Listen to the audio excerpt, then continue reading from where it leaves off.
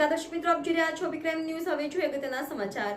સુરતમાં ગુલાબી ઠંડીમાં 500 થી વધુ લોકોએ એકસાથે એરોબિક્સ, ઝુંબા અને યોગ ગરબા કર્યા હતા। સહયોગ ફિઝિયોથેરાપી અને ફિટનેસ સેન્ટરના પ્રારંભે એરોબિક્સ, ઝુંબા અને યોગ ગરબાનું આયોજન કર્યું હતું।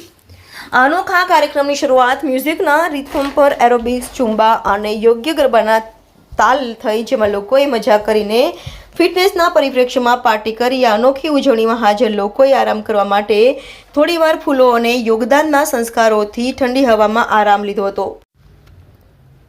નવા વર્ષની શરૂઆતમાં હેલ્થ પરફોર્મન્સ માટે તમામ લોકોએ સંકલ્પ લીધો હતો। આ યોગમાં લોકોએ આંખ પર પટ્ટી બાંધીને સંપૂર્ણ મન એકાગ્રતા સાથે યોગ કરવામાં નિષ્ણાત બન્યા હતા।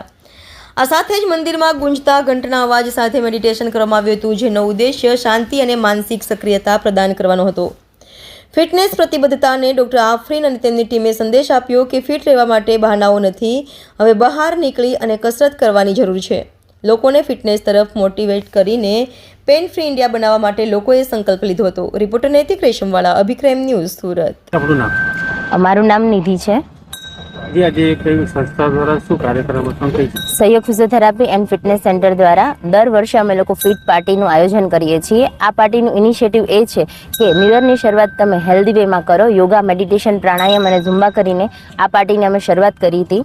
જનરલી એવું હોય છે કે રાત્રે લેટ નાઇટ પાર્ટી કરીને મોડે સુધી બધા સૂઈ રહેતા હોય, પણ જે પણ હેલ્થને માટે કોન્શિયસ છે તે લોકો આજે સવારમાં 6 વાગ્યામાં ઉઠીને 500થી વધારે પબ્લિક અહીંયા ભેગું થયું છે અને બધાએ સાથે મળીને યોગ, ગરબા, ઝુંબા, એરોબિક્સ અને મેડિટેશન કર્યું છે।